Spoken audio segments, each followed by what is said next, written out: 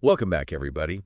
Um, Today we're going to be taking a deep dive into a collection of letters attributed to Saint Dionysius the Areopagite, Yeah, who was a pretty influential figure in early Christian mysticism and absolutely. Neoplatonic thought. Yeah, And, we got a request from a listener right. who's interested in understanding kind of his core concepts and their Yeah. significance, Uh-huh. especially things like his ideas about divine darkness, symbolic language, Yeah. and, that hierarchical order that he was so fond of. Yeah, definitely. It's a Yeah. fascinating journey for sure. Yeah. Dionysius's ideas can seem paradoxical, Yeah. like trying to understand God Yeah. through unknowing, Yeah. or this concept of experiencing divine light as a form of darkness. Okay, so let's start with this divine darkness. Okay. Because it sounds a bit ominous, doesn't it? Mm-hmm. I mean, it sounds like something kind of out of Gothic novel. Well, it's not your typical Sunday school lesson for sure, Okay. but think about it this way. Okay. Have you ever looked up at the night sky, filled with stars, Yeah. and felt that sense of awe that's almost overwhelming? Yeah, I get that. Like where Yeah. you're kind of speechless because you're just catching a glimpse of something vast and mysterious. Exactly. That Yeah. feeling of awe, Yeah. of being in the presence of something that just transcends Yeah. our understanding. Right. That's kind of what Dionysius is getting at with this concept of divine darkness. Right. He's talking about a light Okay. that's so brilliant, so powerful, Yeah. that it surpasses human comprehension. Yeah. Our minds just can't grasp it, so Yeah. it appears to us as a kind of darkness. So it's not about like literal darkness. Yeah. It's more about the limits Right. of our perception. Exactly. It's kind of like trying to understand infinity. Our brains just kind of short circuit. Precisely. Dionysius himself uses some pretty vivid metaphors All to right. describe this in one of Yes. his letters. He writes, Okay. "Darkness becomes even more obscure in the presence of light, Okay. especially with a lot of light. Oh, wow. It's like trying to look at the sun directly. Right. It's so bright that it blinds you." Yeah. Yeah, I get that. Yeah. He also writes, Mm-hmm. true knowledge, according to God, is ignorance, and the darkness surrounding him is cloaked by all light, Right. concealing all knowledge. Yeah. So the more we try to kind of box God in Yes. with our human understanding, Uh-huh. the further away we get. That's a really key idea Yeah. in what's called negative theology. Okay. Imagine a sculptor chipping away at a block of marble, Okay. revealing a statue by removing everything that it isn't. I see. That's kind of what negative theology is like. Okay. We can't define God positively because he's beyond all definition. Right. So instead, we describe him by what he is not. So we're carving out a space for the divine Exactly. by acknowledging what it is, Yeah. rather than trying to define. Right. What it is. Right. And it's really fascinating how Dionysius brings in, Wow. his background in Neoplatonism, Yeah. especially this concept of the one, Okay. this ultimate source beyond all being, Yeah. into his Christian framework. Yeah. But it's not just philosophical. He's talking about a mystical experience Yeah. that goes beyond logic. Right. So how does this divine darkness concept play into his understanding of Jesus? Yeah. Because you mentioned earlier that he was interested in exploring how Jesus could be Mm-hmm. both fully human and fully divine. That's a great question. Yeah. And it was a central debate Yeah. in early Christianity. Right. Dionysius walks a very careful line, Right, yeah. stating that Yeah. he is not just a human, nor is he merely beyond essence as a human. Rather, he is truly human, distinct from, above, and among humans, and yet essentially beyond essence. Wow. He's trying to kind of express this idea that Jesus embodies both natures completely.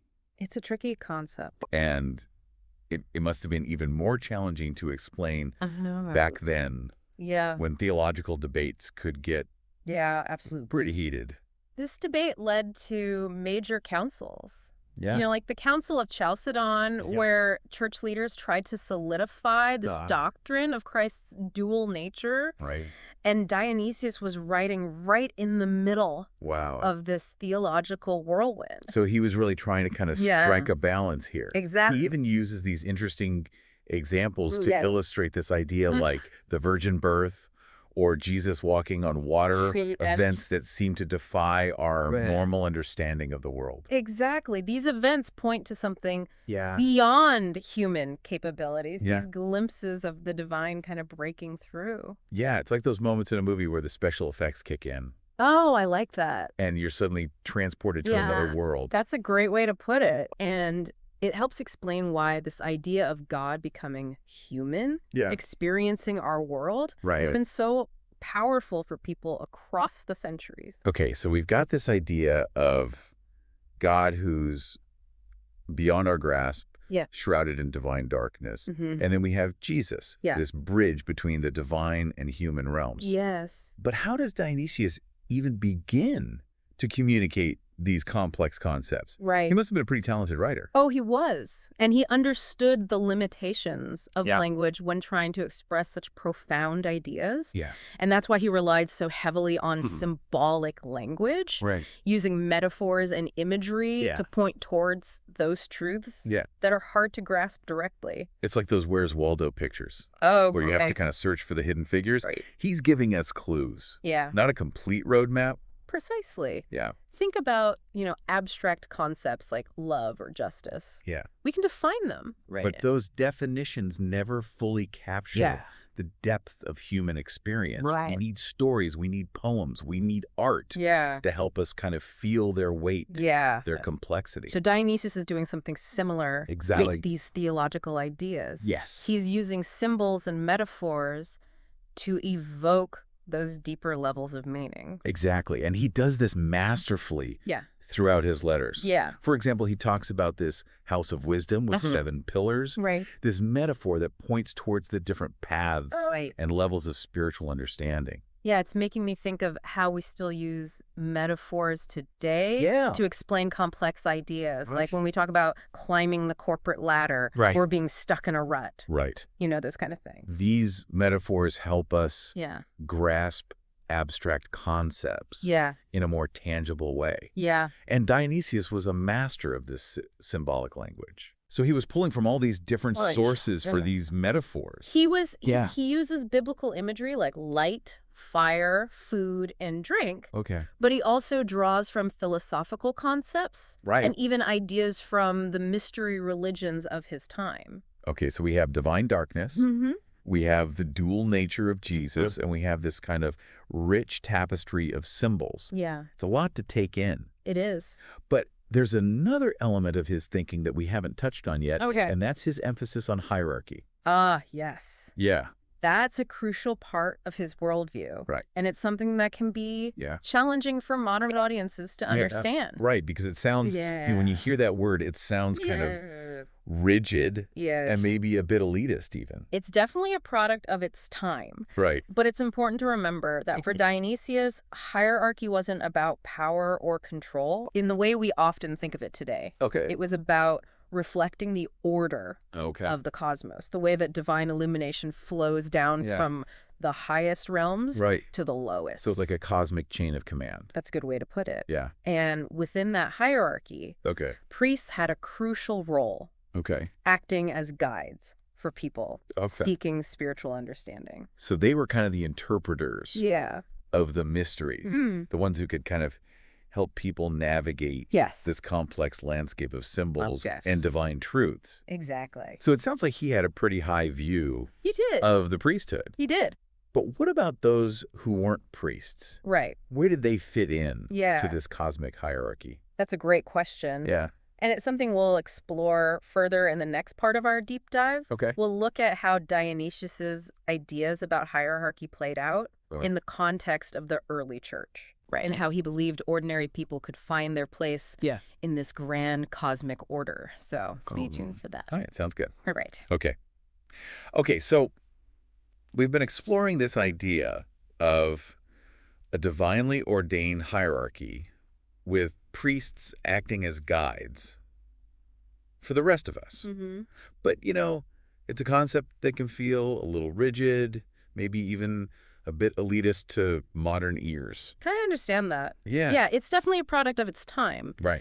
But within this hierarchical structure, Dionysius places a surprising emphasis Okay. on something that might seem counterintuitive. Yeah.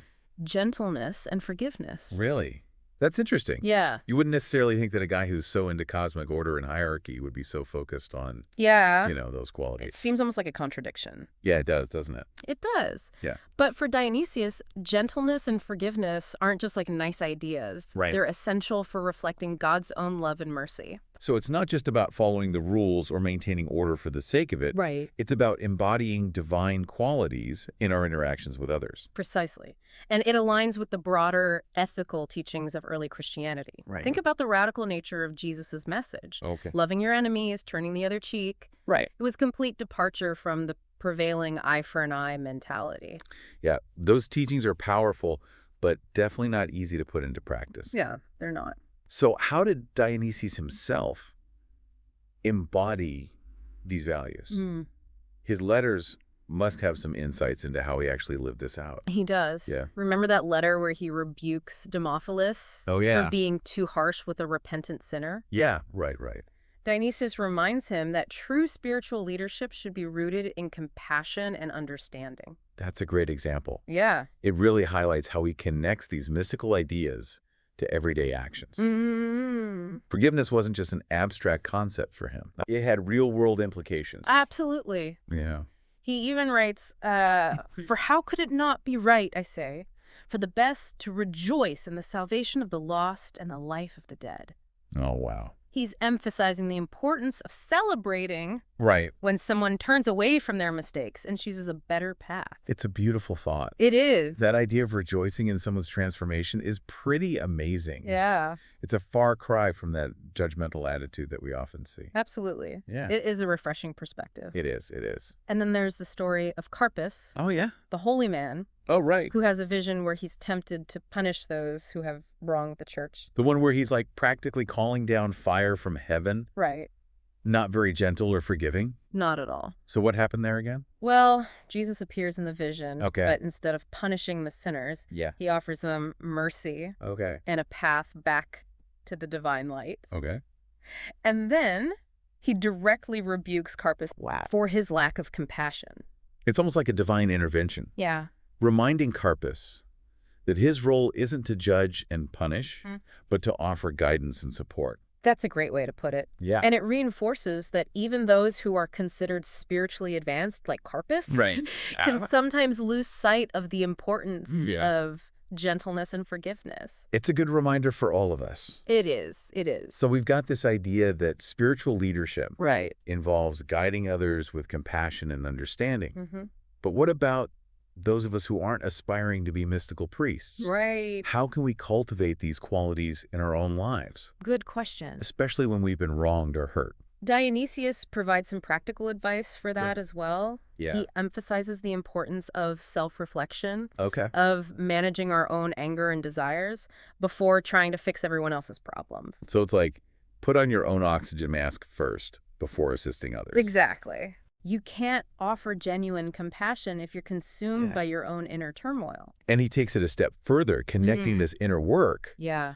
to maintaining that hierarchical order Right. that he values so much. Mm-hmm. He believes that if individuals are consumed by negative emotions, it disrupts the flow of divine energy throughout the entire system. Yes, it throws everything off balance. So cultivating gentleness and forgiveness isn't just about being nice No. or avoiding conflict. Right. It's about our individual role in maintaining a harmonious balance Yes. within this larger cosmic order. That's a powerful way to think about it. Yeah. It elevates these qualities beyond simple interpersonal dynamics Yeah. and connects them to a larger purpose. It's like each of us is a piece of a giant puzzle. Ooh, I like that. Yeah. Yeah. And if our piece is all jagged or misaligned, Uh-huh. it affects the whole picture. That's a perfect analogy. I know what you're thinking, though. What am I thinking? It's easy to talk about gentleness and forgiveness in theory, Right. but what about when someone really hurts us? Yeah. How do we actually let go of that anger and resentment? Right. It can feel impossible sometimes. You're not alone in feeling that way. Yeah. And Dionysius actually addresses this very struggle. Okay. He reminds us that we have a high priest, Jesus, Yeah. who understands our weaknesses, Right. who is free of malice and full of mercy. So even when we feel justified in our anger, Yeah. we can turn to a higher power Mm-hmm. who sees things more clearly and offers a path beyond that anger.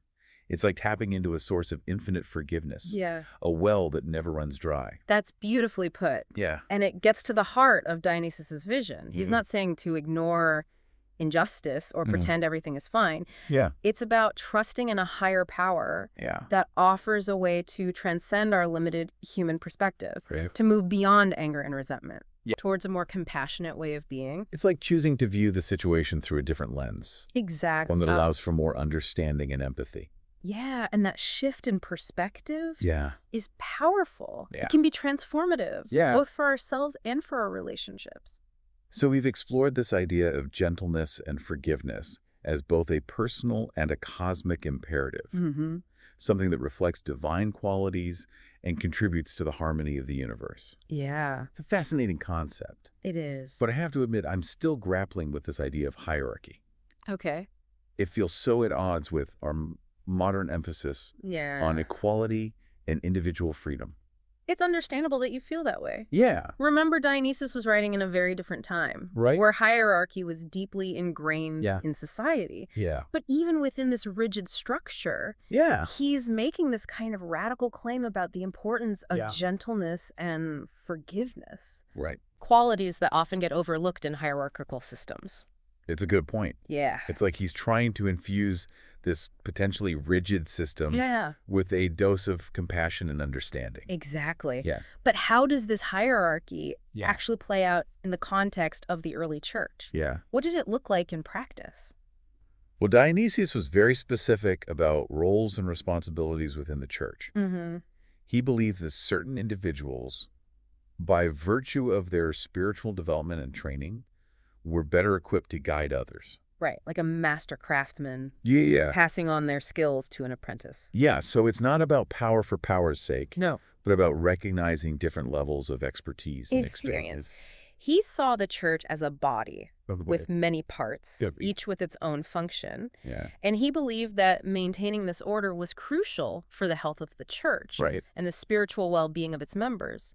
But what about individual freedom? Where does that fit in? It seems like there's not much room for personal exploration or interpretation in this system. It's a valid concern, and Dionysius addresses it head-on in some of his letters. He warns against individuals trying to access spiritual knowledge or power that's not meant for them without proper guidance and preparation. It's like trying to perform surgery without going to medical school. That's a great analogy. Yeah. You might have good intentions, but you're likely to do more harm than good. Yeah, so the message is pretty clear. Respect the boundaries, follow the proper channels, and trust that the system is in place for a reason.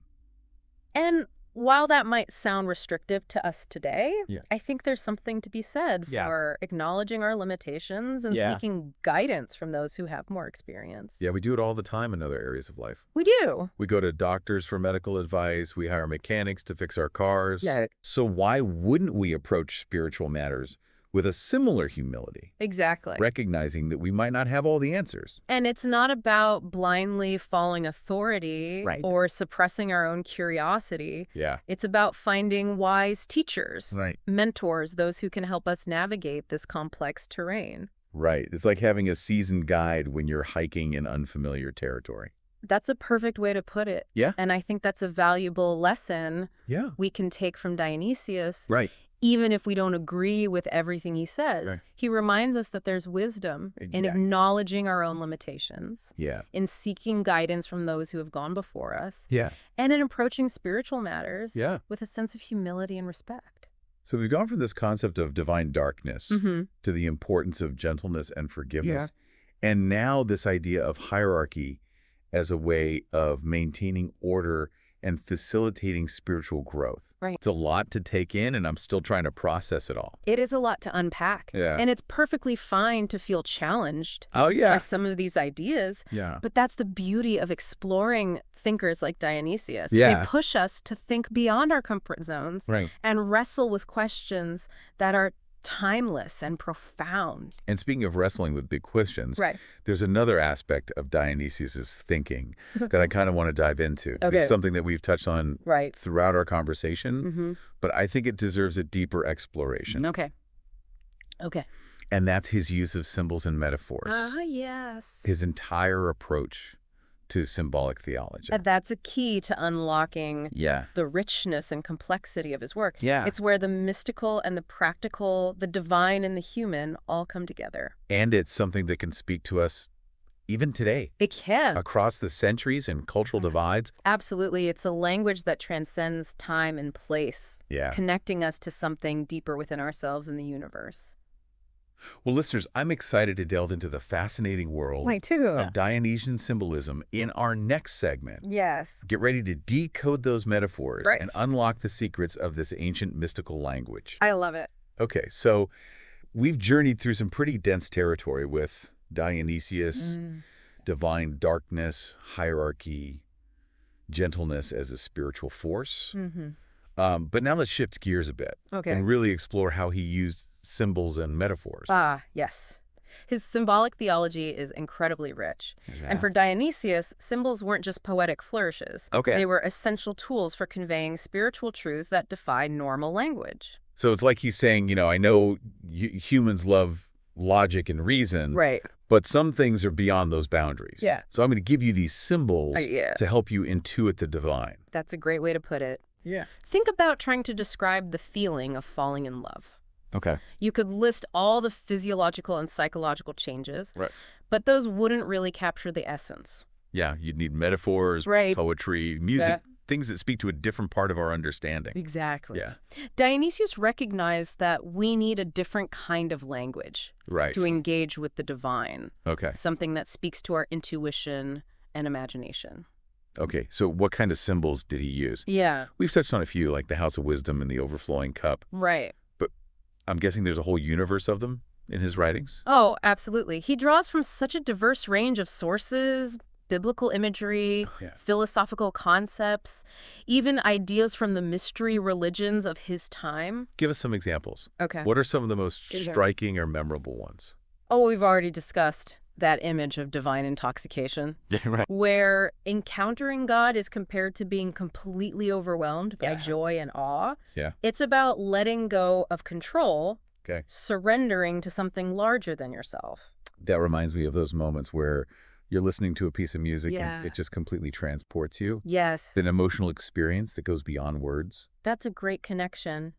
And Dionysius believed that these kinds of experiences, these moments of transcendence, were essential for spiritual growth. So it's not just about intellectual understanding. It's about having those visceral, emotional encounters with the divine that change you on a deeper level. Exactly. And he saw symbols as a key to unlocking those experiences.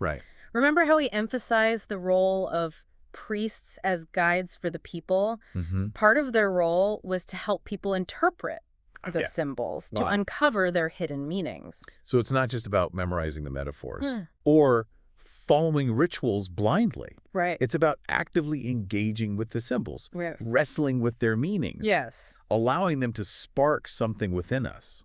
I think that's key to understanding Dionysius. He was inviting people into a dynamic relationship with the divine, one that required both intellectual effort and an openness to mystical experience. But this idea of symbolic interpretation, it's not limited to religion, is it? It's not. I mean, we use symbols and metaphors all the time in our everyday lives to make sense of the world and communicate with each other. Absolutely. Think about how we use symbols in art, literature, music.